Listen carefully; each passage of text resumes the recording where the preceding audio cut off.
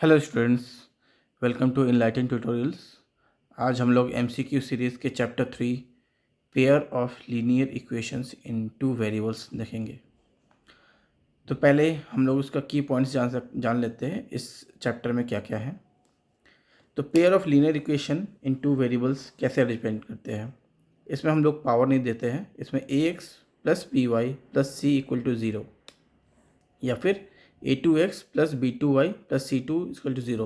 a1 a2 कोई भी variables हो सकता है जो कि रियल नंबर ही होगा। ठीक है।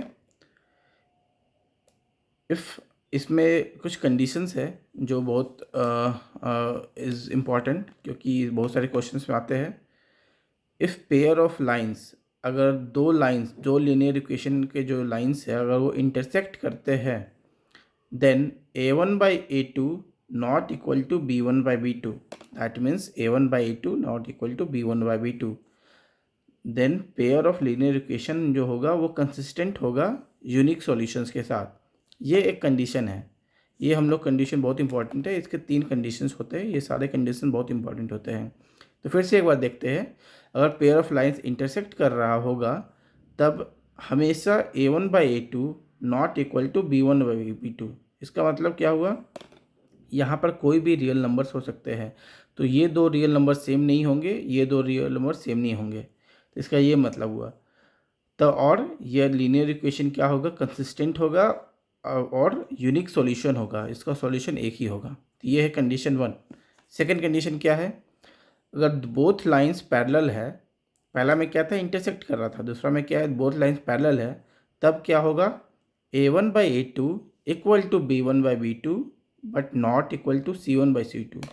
a1 by a2 equal to b1 by b2 not equal to c1 by c2, ऐसा ही होगा। और ये पेयर जो होगा लीनियर इक्वेशन में क्या होगा, इनकंसिस्टेंट। तो इसका सॉल्यूशन क्या होगा, इनकंसिस्टेंट। पहला क्या था, कंसिस्टेंट था।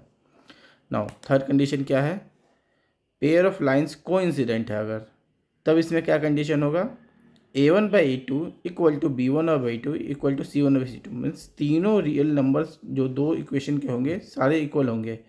तब इस पेयर का लीनियर इक्वेशन क्या होगा, कंसिस्टेंट होगा पहला की तरह, बट इसमें इन्फिनाइट सॉल्यूशन होगा। पहले में क्या था, वो भी कंसिस्टेंट था, पर इसमें यूनिक सॉल्यूशन होगा, सिर्फ एक सॉल्यूशन होगा। पर थर्ड कंडीशन में क्या होगा, इनकंसिस्टेंट के साथ इन्फिनाइट सॉल्यूशन, कितने भी सॉल्यूशन हो सकते हैं। ओके, ना हम लोग प्रॉब्लम सॉल्व करते हैं। पहला क्वेश्चन है, if pair if equation ax plus 2y equal to 9 and 3x plus by equal to 18 represents parallel lines where ab are integers। तो यहाँ पर क्लू क्या है, पैरेलल लाइंस। तो हम लोग यहाँ पर सॉल्यूशन देखते हैं। दो हम लोग को इक्वेशन दिया हुआ है 1 2, और क्या है ये, पैरेलल लाइंस। तो पैरेलल लाइंस का क्या फॉर्मूला था, अगर पैरेलल लाइंस होगा तो क्या कंडीशन होगा, ये है पैरेलल लाइंस। क्या कंडीशन है, a1 by a2 equal to b1 by b2 not equal to c1 by c2। और इस सिचुएशन में हम लोग इसको हम लोग डालेंगे तो कैसा होगा, a1 by a2 क्या हुआ, a/3 equal to b1 by b2 क्या हुआ, 2/b। और ये दोनों, क्योंकि हम लोग को क्या निकालना है, हम लोग को a और b का निकालना है। तो इससे क्या होगा, ab इक्वल टू 2 इंटू 3 6 हो जाएगा। तो ab का वैल्यू क्या होगा, 6। तो इसमें ऑप्शन होगा डी। नाउ सेकंड क्वेश्चन हम लोग देखते हैं।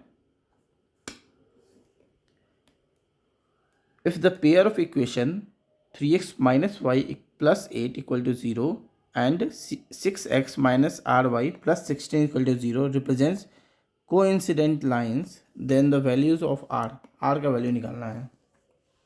तो इसमें क्या क्लू दिया हुआ है कि दोनों लाइंस कोइंसिडेंट है। तो कोइंसिडेंट लाइंस में क्या फॉर्मूला है हम लोग का, कोइंसिडेंट लाइन में क्या होता है, a1 by a2 b1 by b2 c1 by c2 तीनों इक्वल होते हैं। तो इस कंडीशन में अगर डालेंगे तो 3/6 equal to -1/-r equal to 8/16। तो इसमें हम लोग r का वैल्यू निकालना है। तो r का वैल्यू इस दोनों इक्वेशन से या इस दोनों इक्वेशन से निकाल सकते हैं। ये दोनों करते हैं तो 1/2 equal to 1/r, r equal to 2। तो इसमें आंसर क्या होगा, सी। नाउ थर्ड क्वेश्चन क्या है, value of equation x equal to a y equal to b graphically represent lines which are. Okay, तो ये हम लोग को ग्राफ से हम लोग को देखना होगा कि ये दोनों अगर दो वैल्यू दिया हुआ है तो इसका ग्राफिकली रिप्रेजेंट्स लाइन क्या होगा। ये दो इक्वेशन है, तो इसमें हम लोग क्या देख रहे हैं, अगर इसको हम लोग देखेंगे a1/a2 not equal to b1/2 से हम लोग कंडीशन हो रहा है, क्योंकि इसका a1/a2 b1 और b2 दोनों इक्वल नहीं है, तो क्या होगा, इंटरसेक्ट है। तो जो पहला कंडीशन इसमें फॉलो कर रहा है तो क्या होगा, इंटरसेक्ट है। तो इंटरसेक्ट मतलब कहीं ना कहीं वो इंटरसेक्ट करने वाला है। अगर इसको ग्राफिकली हम लोग देखते हैं, एक्स एक्सिस वाई एक्सिस देखते हैं, एक्स इक्वल टू ए मतलब क्या हुआ, ए यहाँ हो गया जो कि पैरेलल ऑफ वाई एक्सिस हुआ ना, वाई इक्वल टू बी क्या हुआ, बी जो पैरेलल ऑफ एक्स एक्सिस। और दो पॉइंट को मिलाते हैं तो क्या होगा, ए बी, तो इंटरसेक्शन पॉइंट क्या हुआ, ए बी।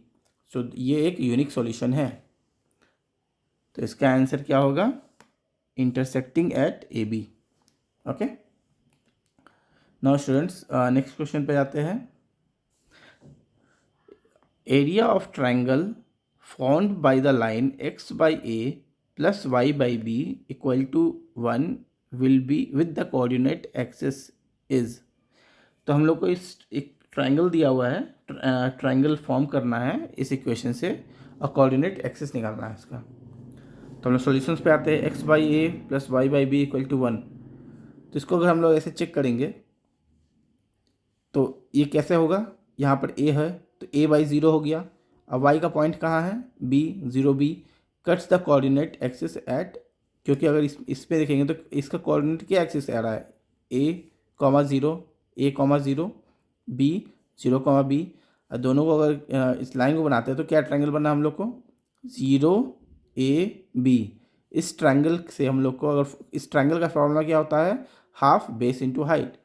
तो क्या फॉर्मूला हो गया, हाफ बेस क्या है, ए है, हाइट का क्या लेंथ है, बी है, यहाँ दिया हुआ है, तो हाफ ए बी।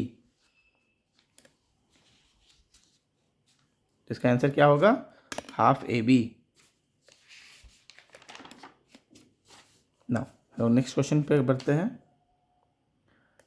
क्वेश्चन क्या है, value of k for which the system of linear equation x plus 2y by plus e equal to 3 and 5x plus k y plus 7 equal to 0। तो इसमें के का वैल्यू निकालना है। तो ये इक्वेशन कैसा है, अगर हम लोग इक्वेशन को प्रॉपर तरीके से लिखते हैं तो ये इक्वेशन दिया हुआ है x plus 2y equal to 3। तो इसको कैसे लिख सकते हैं, x plus 2y minus 3 equal to 0, ये इक्वेशन बन गया। ये इक्वेशन दिया हुआ है 5x plus k Y minus 7 equal to 0। तो अगर हम लोग देखेंगे तो किस फॉर्मूला में मैथड बैठेगा, a1/a2 equal to b1/2 not equal to c1/c2। तो 1/5 इक्वल टू, क्यों हम लोग ये फॉर्मूला क्यों यूज़ किए, क्योंकि यहाँ पर दिया हुआ है इनकन्सिस्टेंट। तो इनकन्सिस्टेंट में क्या हो गया, ऐसा सॉल्व हुआ। तो इससे हम लोग दो इक्वेशन बना, 1/5 equal to 2/k not equal to minus 3/7। तो इसको तो नहीं लेंगे, ये दोनों को लेके कैसा रहेगा, k इक्वल टू 10। तो आंसर क्या होगा, डी। नाउ हम लोग नेक्स्ट क्वेश्चन पे बढ़ते हैं। The system of equation x equal to 0 y equal to 3 has. तो इसमें दिखाना है कि क्या सॉल्यूशन हो सकता है, बस दो वैल्यू दिया हुआ है। नाउ x इक्वल टू 0 क्या होता है, x इक्वल टू 0 होता है y एक्सिस, क्योंकि x का वैल्यू 0 है तो वो y एक्सिस पे ही लाइन करेगा। y इक्वल टू 3 क्या होता है, तो y माइनस 30 को ऐसे लिख सकते हैं, y माइनस 3 इक्वल टू 0। तो ये किस इक्वेशन में हम लोग बैठ रहा है, यूनिक सॉल्यूशन है, क्योंकि a1/a2 not equal to b1/2 आ रहा है, क्योंकि ये दोनों इक्वल नहीं है। तो इससे हम लोग निकाल सकते हैं कि ये एक यूनिक सॉल्यूशन है, जो कि यहाँ पर आंसर है, यूनिक सॉल्यूशन है। इस मेथड से निकाल सकते हैं। अगर हम लोग सेकंड मेथड यूज़ करें, जो ग्राफिकल मेथड है, उससे अगर यूज़ करें, एक्स इक्वल टू 0 हो गया, वाई एक्सिस, वाई का वैल्यू क्या है, 3 है। तो इसमें हम लोग देखें तो x axis y axis, x का वैल्यू क्या है 0, वाई का वैल्यू क्या है 3। तो इसको अगर हम लोग चेक करेंगे तो क्या आएगा वैल्यू, 0,3 आएगा, राइट। तो 0,3 क्या हो गया, यूनिक सॉल्यूशन, राइट फ्रेंड। ना हम लोग नेक्स्ट क्वेश्चन पे बढ़ते हैं। नेक्स्ट क्वेश्चन क्या है, a pair of equation x equal to 4 and y equal to -3 graphically represent lines which are. तो हम लोग को देखना है कि ग्राफिकली सॉल्व करना है, क्योंकि यहाँ ग्राफिकली दिया हुआ है, पहला क्वेश्चन में नहीं दिया हुआ था।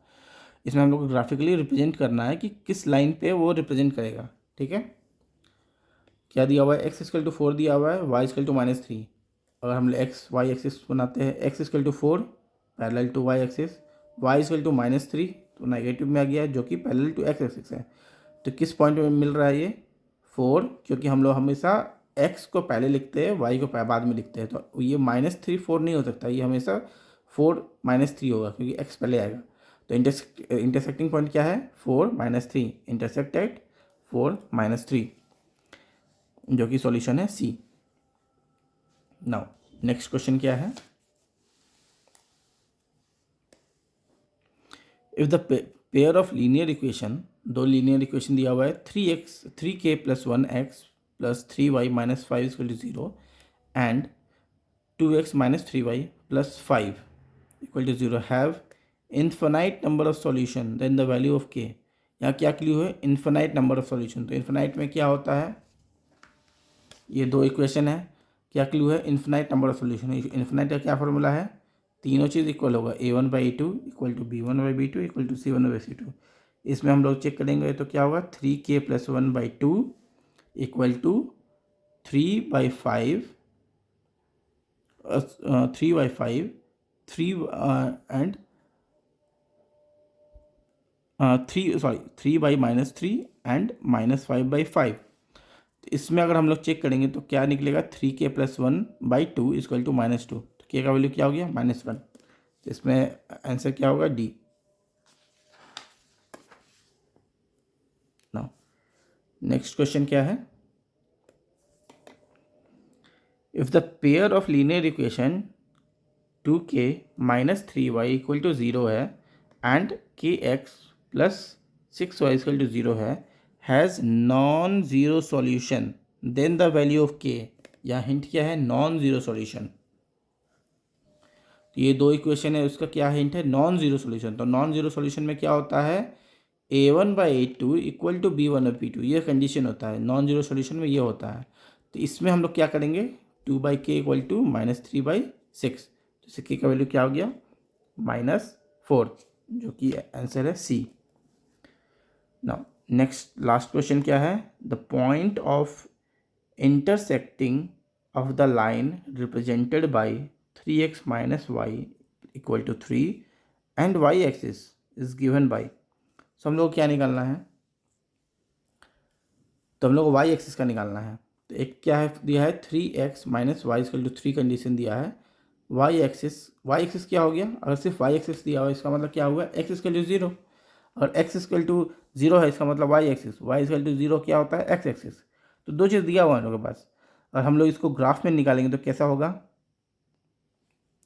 ग्राफ में वैल्यू अभी नहीं डाल सकते क्योंकि इसका हम लोग को y का वैल्यू नहीं पता हुआ है, x का वैल्यू पता हुआ है क्योंकि y एक्सिस है, तो x = 0। y का वैल्यू कैसे निकालेंगे, x का वैल्यू जब 0 है तो 0 यहाँ पुट करेंगे तो क्या होगा, y = -3। तो इस ग्राफ में अगर हम लोग चेक करेंगे x axis y axis, x का वैल्यू 0 है, y का वैल्यू क्या है, -3। तो क्या हम लोग लिखेंगे, 0 -3। तो पॉइंट ऑफ इंटरसेक्शन क्या है, 0 -3। तो इसका आंसर क्या होगा, ए, 0 -3।